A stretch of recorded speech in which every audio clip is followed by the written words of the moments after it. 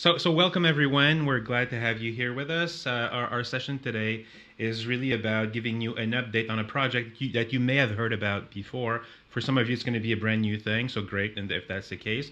It's a project that's been going on for about 3 years over at the W3C about breaking down accessibility responsibilities by role so that a team can be more successful in implementing accessibility in their life cycle. So it's a project that has been going around for about 10 years now. The very first iterations of that were a little over 10 years ago. And over the past 3 years, we really felt the need to dive deeper into that project and really flesh it out more. And today is a like an update on where we are with that, and hopefully you can discover something here that will help you and your team become even more successful at implementing all the great ideas that you've been hearing all day here, and you'll hear tomorrow about accessibility, or all of the things that you may have on your own checklists when it comes to accessibility, and not necessarily knowing how to get started or who should be owning these different responsibilities so that you're as efficient as possible. So that's going to be the goal of our presentation. To kick us off, I really want to ask you a question, and that question is like, who owns accessibility in your organization? Like, if it's you, how's it been going so far? Like, is it something that you've been particularly successful at? Did you ever run into a situation where, for instance, you needed people to participate, like take part of the workload, and then somehow they were kind of not paying attention or not being super interested, or telling you, I'm really busy, I don't have time for that stuff. Like, have you heard those things before? Have you found yourself in a situation where you were trying to convince people and they were like, yeah, I agree with you. In principle, this is great, but I'm really busy already. I don't really have time for this, so that it gets deprioritized, that sort of thing. If those things have happened to you, hopefully this session will help you. And to be completely honest with you, Bill and I have ran into these situations multiple times. I mean, working with clients or just working on different teams, and being very passionate about this topic, and being very passionate about inclusion of people with disabilities in general in the digital space. We run into people who don't quite get it, and hopefully this resource again is going to help you with that. So some of the challenges that you may have run into, or that may have been brought up as you were trying to convince others to participate, or as you were just trying to be efficient with people that already are on board, but have other things that they have to think about also, might be things like the following. So your team still doesn't have a clear enough understanding of the subject matter expertise, like the accessibility per se. That might be something that you can relate to as a common problem when it comes to accessibility. Another one might be that your team doesn't even know where to begin with accessibility requirements and best practices. Like, there's so many of those things around, like not really knowing where to start. Maybe that is a way, maybe that is a problem or a barrier that gets in your way to be efficient as a team. Maybe another one is that your team only considers accessibility towards the end of your process or your life cycle. And going back a lot of years, working in this field, we've seen a lot of teams be very well, like, being completely in favor of accessibility, but really thinking that this is a QA thing, for instance, or a quality assurance thing, or a developer's responsibility, and then missing on some of the key components or key decisions that could be made earlier on in that process. So maybe that is something that you can relate to. Another one might be accessibility is often deprioritized due to deadlines or tight budgets, for instance. Maybe people didn't really think about it to begin with, and now you're trying to squeeze it in, but it doesn't quite work, and you're reaching the end of your project, and people are tired. They're already past the deadlines, and they can't really dedicate their time to that anymore. Maybe that's also something you can relate to. Another one might be that your team has no common understanding of what it even means in the first place. You might be working with people who are like, accessibility, what do you mean? I mean, they have a computer. So you might start from there, and again, creates a bit of an issue in terms of communicating clearly with everyone. Another one of the problems that you may have faced is that your team perceives accessibility as being overly complex, time-consuming. There's just too much to do, and they'd be right. There's a lot of things to think about, but and they don't really know what to do with this. I mean, they don't really know how to handle all of that. Another one might be that they don't get enough. You don't get enough executive buy-in from your leadership. You don't get enough support. Like, people are all, yeah, we need to do this, but they're not giving you any room to actually make it happen. So you have to kind of do it, cutting corners to get to it, and therefore the results suffer from it. Ultimately, the outcome suffers from that. Or maybe another one might be that someone has yet to be made accountable for accessibility in your own life cycle? Like, who owns that thing in the first place? Have you raised your hand saying, "I'll volunteer for that. I care about this. I believe in this. So let me be the person who does that." And if you did you become a bottleneck for a bunch of other people because nobody's saying, "Oh, that's not my responsibility. That's that person's responsibility." And as a result of that, you get all this stuff, and you can't really you can't really see the end of it because there's just too much for one person. Or, it might be something else entirely that you've faced in terms of challenges. So if you don't mind, in chat, if you want to start talking about that a little bit, like, what are the kind of challenges that you faced yourself? Like, what are some of those things that have made it difficult in your organization to really be more successful than you wish you have been so far when it comes to accessibility? And let's see how that goes. Let's see what comes up in there. If there's anything different than this, or if you particularly relate to one of those things, feel free to let us know as well. We can talk about that as we go through this session. So my name is Denis, Denis Boudreau. I've been with Deque Systems for about a little more than 8 years now. I'm a principal consultant here. I'm also the training lead for Deque Systems. And with me is Bill, which I'm going to let introduce himself right now. Okay, and that's it. I'm Bill Tyler. I'm a principal digital accessibility engineer in the Optum Digital Accessibility Center of Excellence. And as Denis saying, get a chance to introduce myself here. It's like I've been doing role-based analysis of this for about 7 years, and I was at a conference a few years ago where I met Denis, and we started the journey that we're going on here. But we're not the only ones that are here. We want to make some acknowledgments to some of the other folks that have been involved. We'll start with my colleague Sean Kelly, who was one of the first people to see the work that I was doing and myself. He's a senior digital accessibility engineer at Optum Digital Center of Accessibility Center of Excellence. And then there's Michael Mistak. He is currently accessibility manager at Diamond, the people that do the GAD conferences. And he was my manager 7 years ago, who has encouraged me to do this work. People closer to Denis include Jen Chadwick, who is the lead accessibility strategist at Site Improve in Toronto. And another member of our team is Lewis Phillips. He's a senior accessibility consultant at Deque Systems these days. And so that's the team that's been working on this project with the W3C.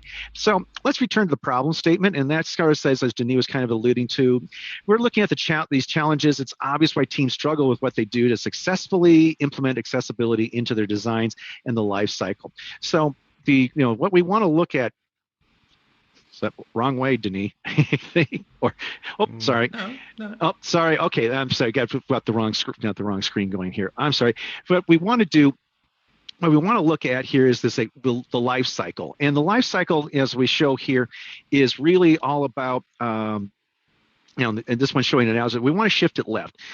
Just to summarize this slide for the people that can't see, is that, the process usually starts with user research and user design that feeds wireframes and relevant design assets into the user stories and epics that go into the product backlog.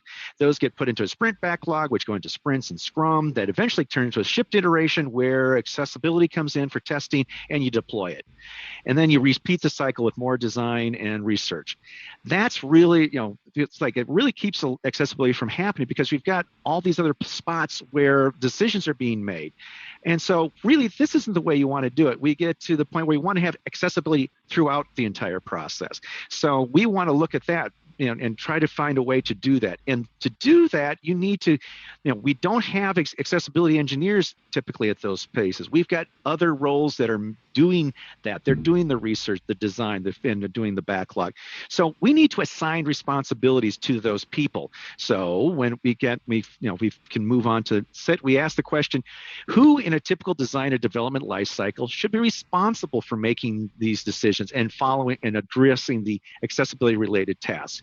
And on this slide, we've got 4 kinds of questions that are accessibility related. They are, who owns meaningful alt text for images? Who owns the keyboard focus definition? Who is supposed to come up with the mechanisms to bypass blocks of text that are repeated? Who's going to be responsible for getting your text labels to be persistent on the screen?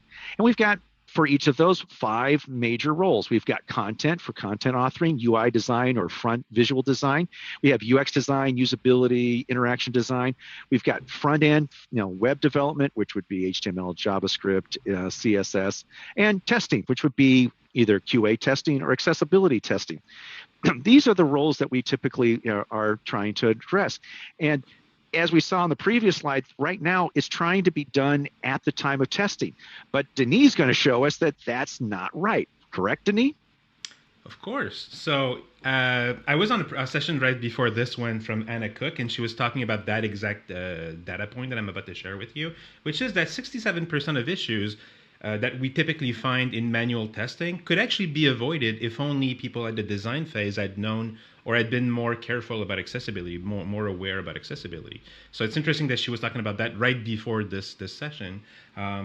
But it is so. So it's data that we've come up with about 2 years ago, I think is when it was, doing some research and crunching the data from different clients, some of our bigger clients as well. And so there's a pattern there, really, that about 2/3 of the issues that we typically find as we're manually assessing the accessibility of a finished product or prototypes or whatnot, that these issues are basically crept in because at the design phase, no one actually thought about those things. So, some of the obvious ones are going to be like color contrast. Like we all know that one, it's a pretty obvious one.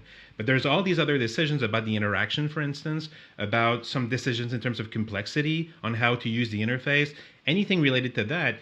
It begins as an idea from the designers. And if it's not documented in a way that allows the developers to actually know what the intent is, chances are some things are going to get dropped along the way. And as a result of that, accessibility issues are going to creep in. So the question becomes, how do we avoid that? Like, how do we allow or empower designers to be very useful to their team by preventing these issues from coming in the first place? Another session that you may have seen earlier today was from Glenda Sims, and she was showing this graph about like how big or prevalent a bug becomes the further or the later you find it in your process. So she had this graph again, like little bug if you're at the design phase, but then a huge bug if you're in production, because fixing that issue once in production, it's a lot more complicated to fix than if you are at the very beginning of your process again. So this idea of shifting left that Bill just talked about is also reflected in the idea that when all you have is a hammer, everything is a nail to you. And if you think that accessibility is something that needs to be addressed by your quality assurance testers or by your developers, chances are you're going to miss a lot of things that could have been prevented or better addressed before you get to that part of the process. So we think that this ARRM project that we're about to show you actually is an answer for all of the previous things that we've mentioned, all these challenges that we've talked about at the beginning, where people don't really see how they can contribute to the outcome for accessibility, or how to get people to understand really just how much time needs to be invested into doing this right, planning, like all of these things. Like we all know that if you're explicitly failing to plan for accessibility, you're implicitly planning to fail at actually succeeding at making accessible content. Like there's a direct correlation between the two. So how can we really help cross-functional teams be successful with accessibility? We think it's by this idea of very efficiently distributing those roles, those responsibilities to every role or most roles in your life cycle. So this is where I'm going to be moving from the PowerPoint deck to the actual pages, so we can show you that resource in its rawest form, basically in a wiki, and I'll show you where we're at in terms of bringing that content over to the W3C website over the next couple of weeks. We're in the process of moving content over to there right now. So the very first page for that resource is this overview page, which basically just draws sort of the eye-level scenario of what we are working with, defining different key areas of the resource, one of them being a decision tree that allows you to walk through each of those steps to really understand who should be owning that particular piece and at which level. There's another document that talks about the different roles, because we figured out at some point that we needed to be clear about who needs to be involved and what that actually means. And you might be a designer at your own firm, but if you work in another place, maybe you would be called something different. Like maybe you'd be called a UX researcher at that other place, or maybe you'd be called a UX designer here, or maybe you'd be called a UI UX designer over there, or maybe you're a developer here, but you're a full stack developer over there. So having all these different titles makes it confusing and makes it difficult to really relate to different roles. So this role definition role definition document basically allows you to understand that more. We'll look into it in a minute. And then just like an idea of how the matrix works is what this first one is about. And I believe that Travis just dropped that link in chat as well. The next one above the overview of the project is the introduction to the framework itself. So I'm going to pop that. We're going to pop that one in chat as well. This one is really about explaining at a deeper level the intent of the document. So this is where I suggest you start reading if you're curious about these things. Like really get a sense of how to use the resource, how to approach each of those documents because they kind of they work together. Is what you'll find in this one. But where we really want to start diving into this with more precision is really at the level of the role definition document. So in the case of this one, for instance, we decided through research, discussing with a bunch of people, and also just the experience that we've had over the last 10 years, sort of playing with this concept, that there were at least 6 main types of roles, right? So you have your analysis role, you have your author role, design, development, testing, and then administration roles is where a lot of other people are going to find themselves. So what I'm going to do at this point is just make that a bit bigger for you so you can have a better chance to follow along as you were going through this. So these 6 roles are defined here. Let's say the analysis role, for instance. So again, if you've been to one of the previous sessions from PNC, Ben Allen was talking a lot about the BAs, the business analysts. So you've heard already a bunch of things about how business analysts can be brought into the fold so that they contribute to the success of the organization. Just trying to plan for this, like trying to define the requirements and how these things might work. So we have like a major main role about business analyst being presented here, but oftentimes it might be a client sponsor, for instance, also that sort of fits that profile. So we have that group. We have the author group, which breaks down in 2 main categories. The first one being content authoring, which is exactly what you'd think it is. So creating copy, managing content, creating the scripts, the taxonomies, the copy decks, all that good stuff, building content in general. And then you have the content publishers who are going to be creating and then outputting content out there on your website, on your server. And they're going to be looking into the more strategic, more specific roles or contributions to the project, for instance. Then we have the design roles, where we're going to find, again, 2 different main categories, UI or versus UX design for the most part, visual design or UX, user experience design. In one case, the visual designers thinking about things like style guides or the comps, the design mock-ups, that sort of thing. And then, visual designers, web designers, UI designers, graphic designers, those are kind of roles that we have for that particular part of the process.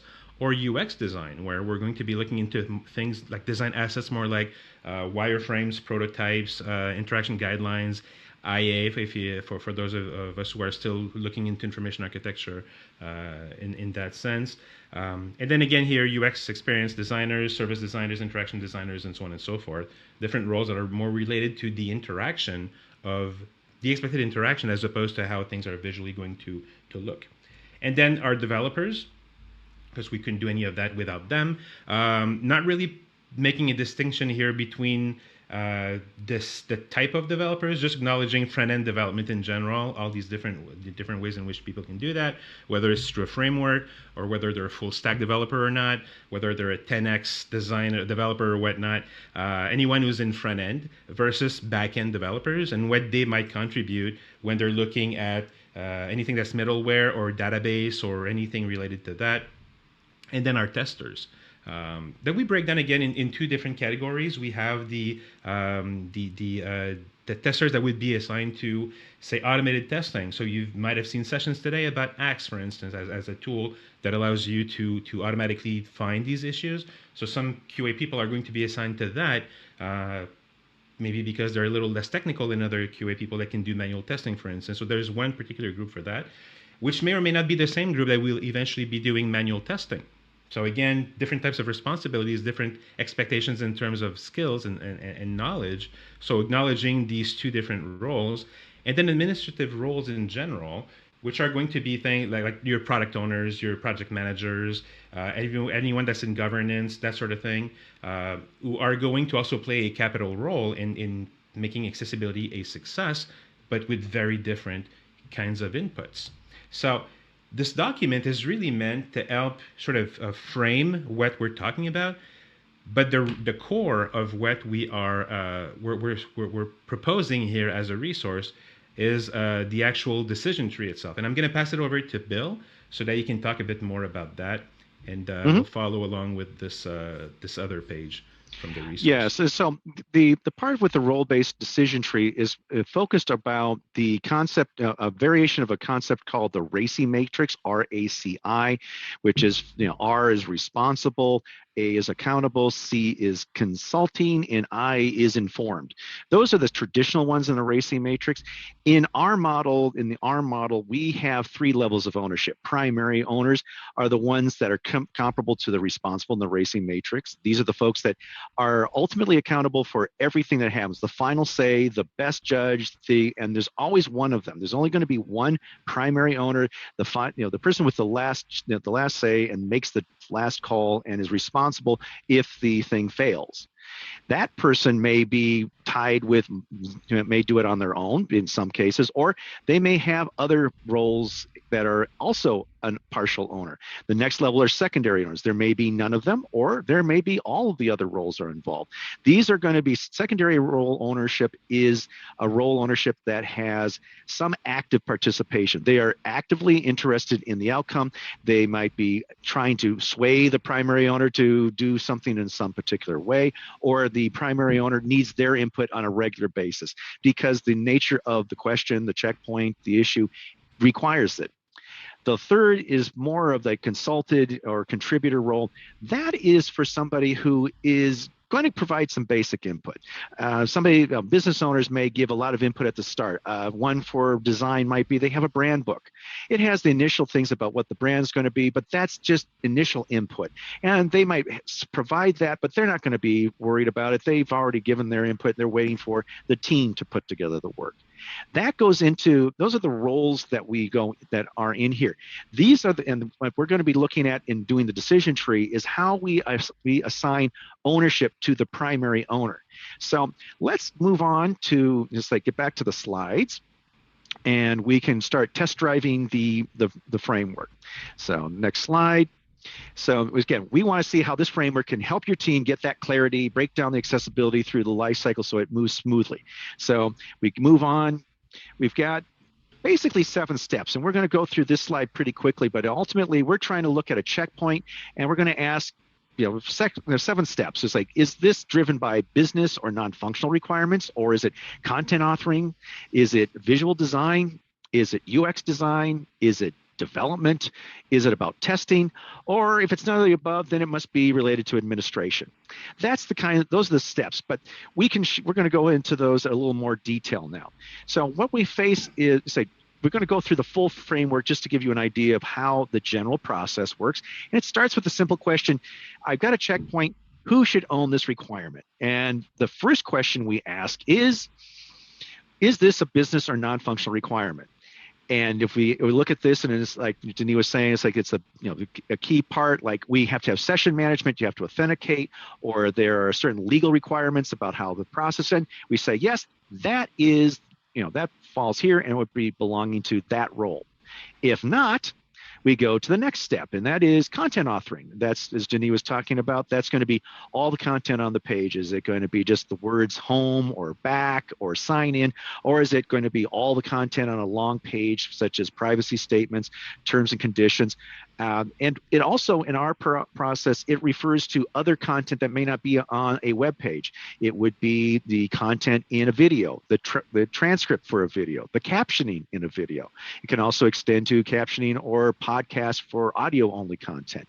It's going to be that, but you can think of content really being about the text that is going to be presented in one form or another. And if that's the case, and we say yes, the content authorship role should be the one making the choices on here. They're the ones that are going to be involved. If not, we move on to, is this a visual design consideration? As Denis was talking about, when the role definition, this is going to be about presentation, choices of colors, the choices of images, how they all work together. And if that's the case, we say yes. Well, that role owns this one. If not, we move to the next step. And that's where we ask, is this a UX design consideration? Is this something that might be based on user research? Is it something that we've identified as a usability problem? Is it the process that we're using, the features that we're going to include on a page, the structure of it that might have been defined in a wireframe for the page structure, and how the different pieces come together as a whole? If we say yes to that, boom, the UX designer is the owner on that, and we're done. Otherwise, if not, we move to the next question. Is this a development consideration? Is this something that was about the implementation? Is it a coding error? I mean, success criteria and checkpoints relate to parsing errors. It would be clearly something that the developer would oversee. Or if there's something wrong with the implementation, again, that's a developer issue. And if it is, we say, yes, that's done. If not, we move to the next step. And there we might be running into something that might be related to testing. Maybe it's the testing tools, the testing protocol. If that's the case, yeah, we would say that belongs to the QA tester. And if not, we get ourselves to that last step. And this one's a little different. It starts by saying, if we haven't assigned it to one of those 6 steps along the way, it must be an administrative concern. And that leaves us with the question like, okay, who owns this? It's like, this is not administration. It's got to be designed. So we get a real question like, someone still has to take ownership of this checkpoint. And what do? We have to start over. And in the case like a project manager who may be the one who gets at that step 7, they have to put it back and say, okay, guys, this issue, it belongs to one of you. Think about this again and get it assigned, because it's got to be done by somebody, because at the very least it's going to be an implementation detail, but it's probably, or in many cases, going to be somewhere else. So let's take a look at what some of these might look like. And we'll start with one of these first examples. We're going to look at a checkpoint for success criterion 111 for non-text content. And it reads, informative alternate text is provided for images, i.e. not spacer or the image file name, something. But so we ask the question, who should own this requirement? We go to the first step and we say, is this a business or non-functional requirement? Well, the business owners aren't going to care about that, so we'll say no. And it's like, is this content authoring consideration? It's like, well, it's alternative text, and we're worried in this particular checkpoint is asking, like, is it informative? It's like, okay, yes. That belongs to the content author. And so we would expect that if there's an issue, if we find that the text doesn't match, this issue should go to the content author to be resolved. So we're done with this particular checkpoint, so we can go on to another one. So this checkpoint is under 143 for contrast minimum, and it says, regular size text is sufficiently contrasted with its background with a ratio of at least 4.5 to 1. Who should own this accessibility requirement? We start at the beginning, and it's like, is it business or non-functional? Yeah, business owners aren't going to be doing this. They're not picking colors. We go to, is this a content authoring? Well, there's text in here, but it's not about the words that are on the page. It's about the foreground and background. So no, it's not about the content. The next one is it a visual design consideration? Aha. Well, this one says is like contrast foreground. Yeah, that's who it belongs to. When it comes to, if we get a contrast issue, we don't let the developer or the testers start picking them. We need to go back to the visual designer who knows why the colors were picked, what's going on, and they can make sure that the right adjustments, they can make the text darker, they can make the background lighter, or whatever's necessary to address it. So we're good with that. The next one is back to non-text content 111, and it reads, a mechanism that conveys the full explanation of complex images is defined. All right, who should own this one? Again, they start with the basics. It's like business or non-functional requirement. Nope, no, that's not the case. Is it a content author? Well, it's like they're talking about an explanation, but it's talking about the mechanism, not how it might be there. And also, maybe it's is if we think the complex image might be a pie chart. Maybe that would be a data table, and that's really not so much content that would be written. If it was a paragraph, maybe it would be involved. That might be more of a secondary ownership, but no, that's not who owns this one. And is it a visual design? Well, there's a complex image in there. There might be some part that, again, the visual designer may have some suggestions, but again, no, that's not who's going to own this one. Now we get to the UX design. Is this a design consideration for the UX designer? And it is a question of the mechanism, which is going to be done. And we should say yes. The UX designer would probably have consulted, again, you looked at what the audience is and done user research, or identify that this audience would be best using description because they might be better than trying to just give them a table of numbers. That's where the UX designer would be on this, and they would be the ultimate decision maker on how this issue would be resolved. We'll do one more. So we have this checkpoint which for 111 again, and it says adjacent linked images and linked text links pointing to the same URL are combined into a single link. And who should own this one? We get started, and the first one is that business is not functional. Again, a detail that's not really functional to them, so no.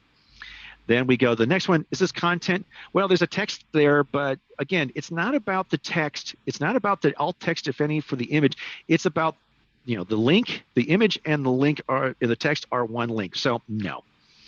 Then is it a visual design? Well, we can expect that those two are close together on the screen, but no, I don't think so. It's like this matter of this is still sounds like more of an implementation. UX design, similar to the visual design, they may have said, I want to have text with the link, with the icon, so that a home button has a label and the icon. But yeah, this is still a little beyond that. So no to that. Then we get to, is this development consideration? And the answer here is yes, because what we're trying to say here in this checkpoint would be that I have I don't want to have an icon with an anchor tag, and I want a text with the anchor tag. I want to have one which has the two, and I probably make that, that icon that's there decorative, so it just says home one time. So with that, that's an example of it. And then Denis, we have some more for people who want to know more. We have a lot, something else for them, don't we? We do. So we've been walking through this, and by now hopefully you understand the logic behind the framework and how it can be applied. But between you and me, when you look at your own checklist, you might have a lot of things in there, and the whole idea of really having to do that might be a bit of a burden. So you might consider, like, how could I have something that's already made that I could potentially use? And we've got you covered. So the idea, it's kind of like a cooking show at this point. Like, we're talking about baking that turkey, and now we're taking one out of the oven, and we're saying, hey, here's a turkey for you.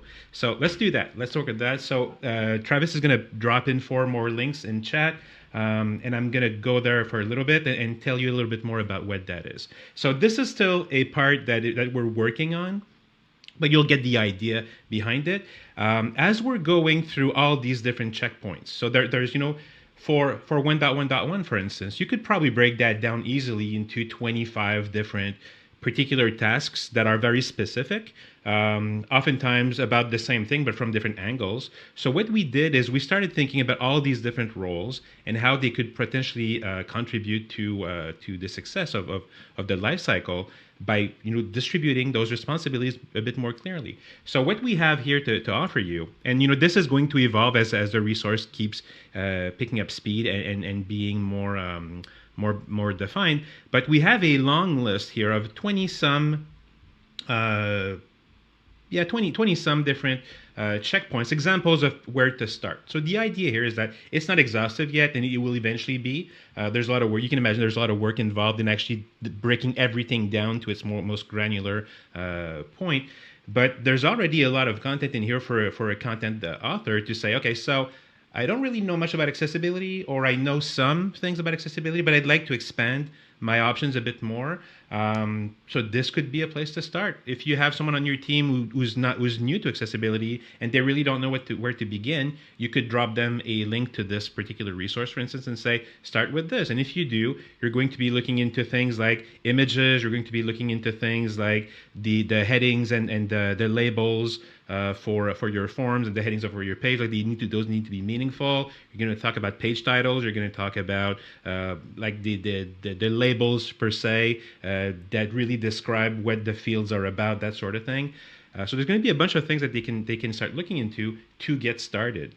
In the same sense, if you're a UI designer, if you work with a UI designer who'd like to know more, but they really don't know where to start, same thing, we've got you covered again.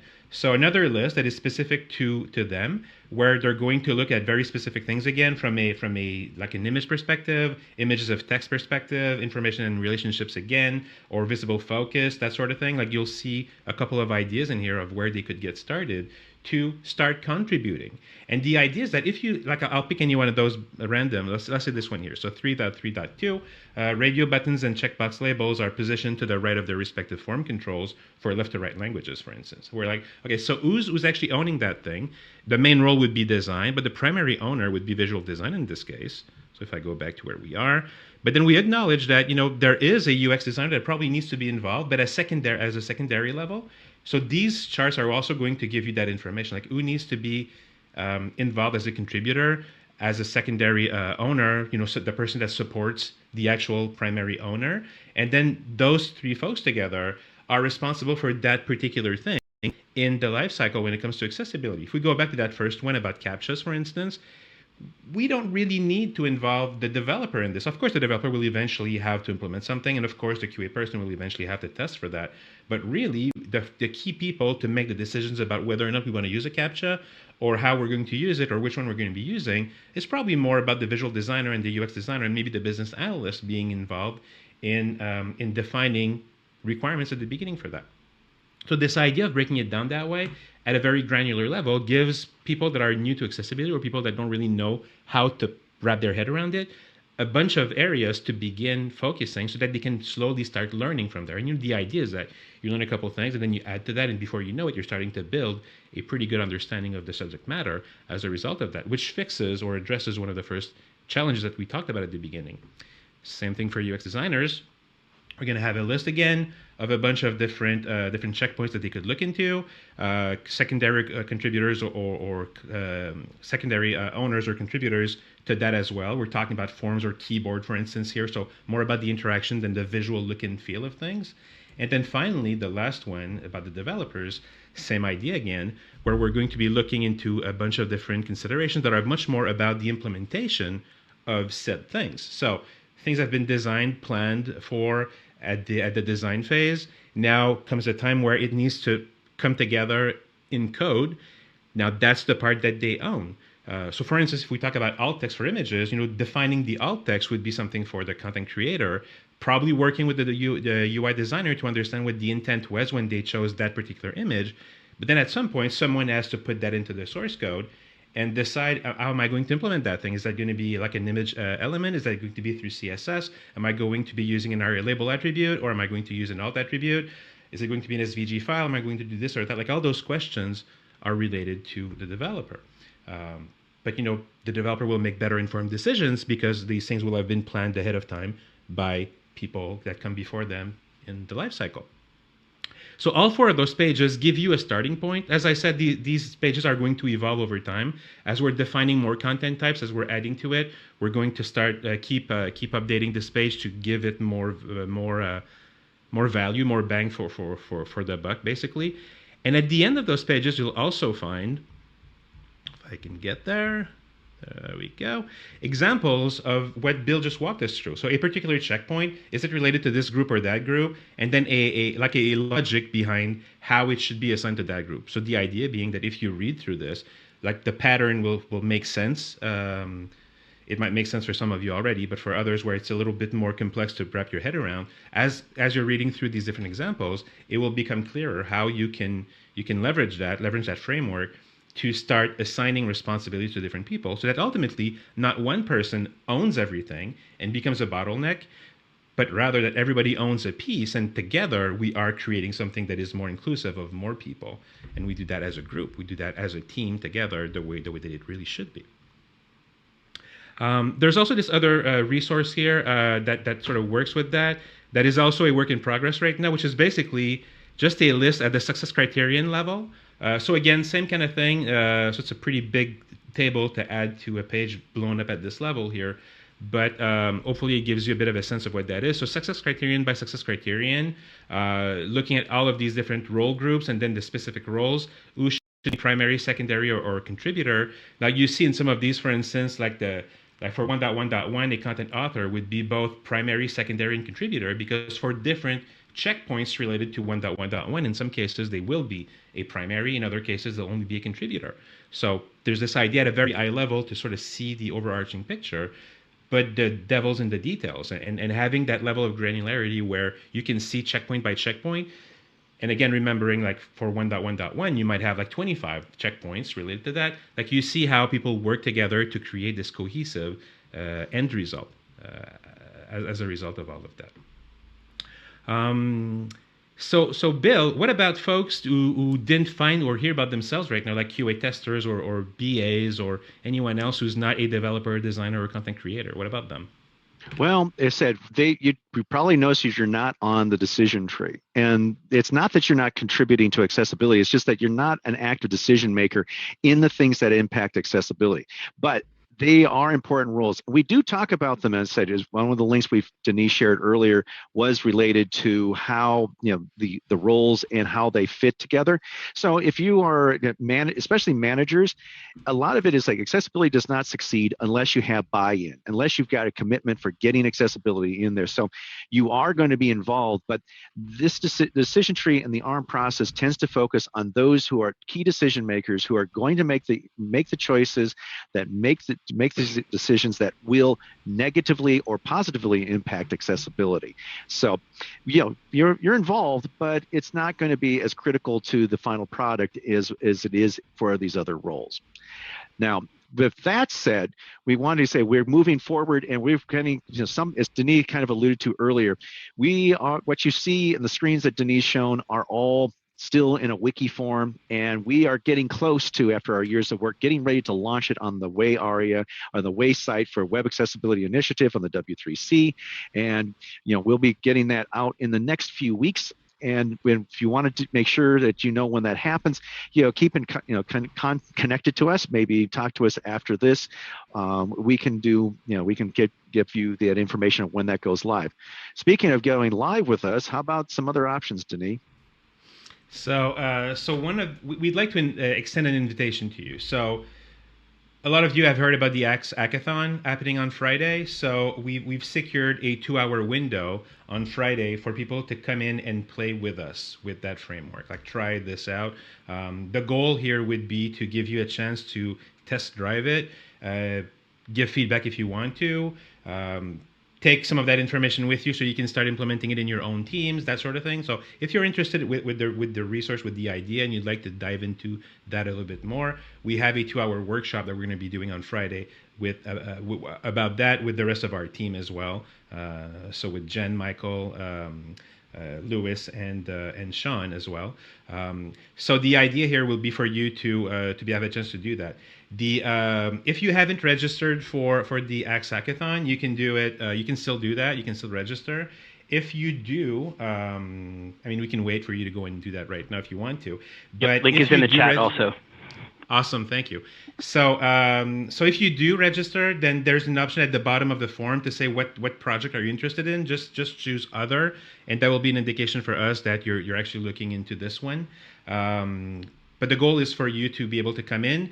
Our goal there is going to be to dive a little deeper into all these resources that we've shared very quickly with you now.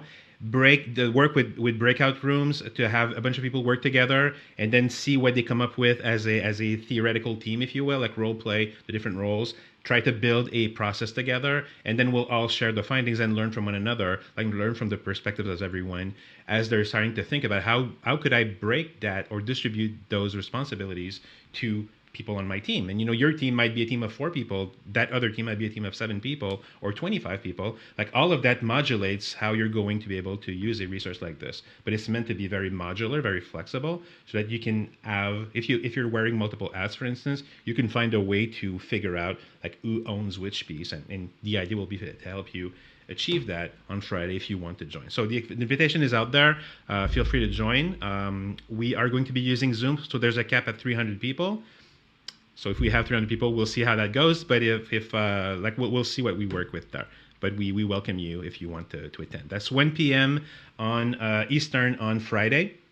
And those who register will share with you a link to Zoom to join us that day. Another thing also that I'd like to propose to you is this idea that you can be involved with this project with us. I mean, every one of us are volunteers to this project over at the Education and Outreach Working Group, which is a fantastic group to work with if you want to get involved with W3C as an invited expert, for instance. So if you want to know more about that, how you could maybe join us working through this, we have a bunch of subcommittees that we're working with, for instance. So there's room to add more people to our group.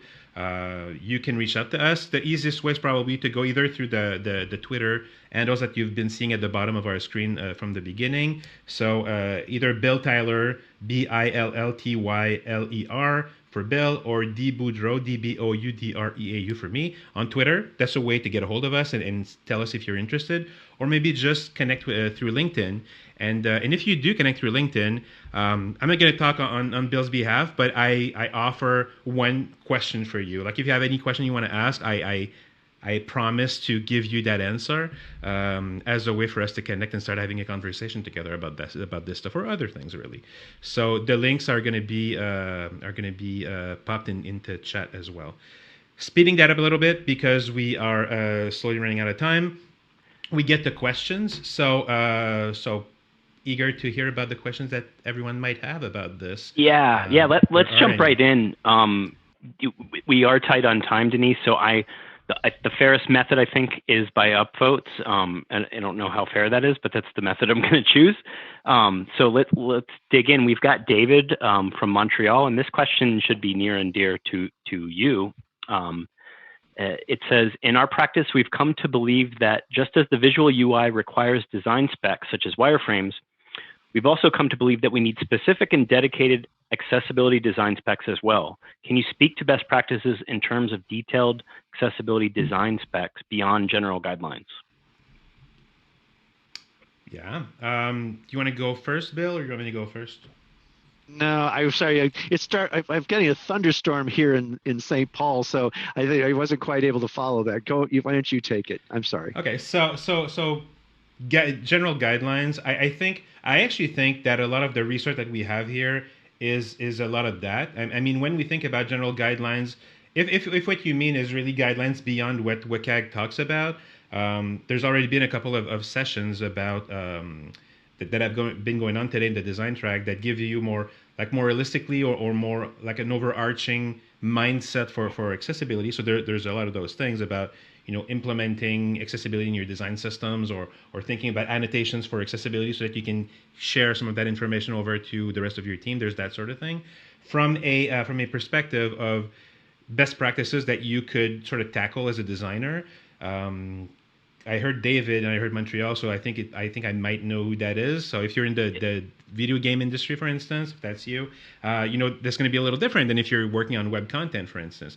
But the core of WCAG, again, will apply for a lot of those things. I mean, an image is an image is an image. So, alt text or any other ways in which you can add text to that image will still be relevant. Color contrast, same thing. Use of color, same thing. So that's where I would start. I would just look into those things, not try to reinvent the wheel all that much, and just look at the key founding principles that make an accessible interface more, a user interface more accessible. Start with that and build from there.